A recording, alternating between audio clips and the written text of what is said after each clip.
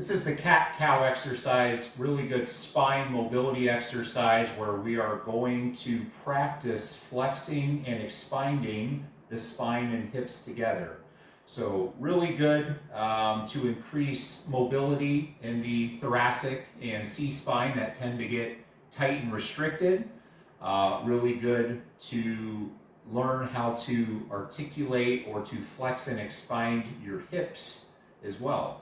So we're going to set up in table pose or quadruped position where your knees are right under your hips at 90 degrees. In an athletic stance, you don't want them too close together, you don't want them too wide. Have your arms straight somewhere under your shoulders that feels comfortable. And here are the cues. We'll start in cat where we flex the spine and hips. And I want you to think about doing these one vertebrae at a time as we go through the flexion and extension pattern.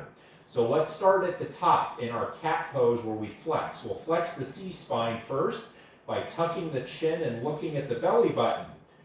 Immediately after, you're going to start to round and reach your mid-back towards the sky. You're going to protract your shoulder blades. You're going to round your upper and mid-back first. And then we're going to flex the hips by thinking about squeezing our glutes and just sort of tucking our tailbone under at the very end of the pattern. I would hold 3 to 5 seconds. And when we go into cow, where we extend the spine and hips, same thing. I would start to lift the head up and extend the C-spine. I would start traveling down the back as we arch the back down. We make our way all the way to the hips.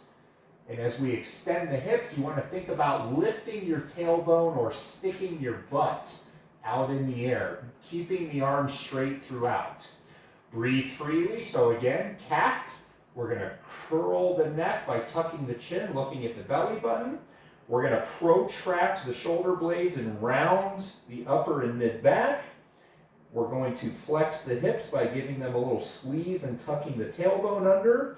I'm pushing into the floor with my arms, holding 3 to 5 seconds, breathe freely, and then extending into cow as we lift the head high. We start extending or arching the back down, one vertebrae at a time, all the way to the tailbone until we get fully extended. So cat.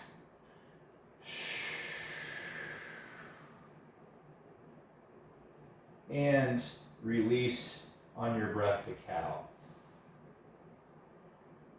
And that is how you perform properly the cat-cow exercise.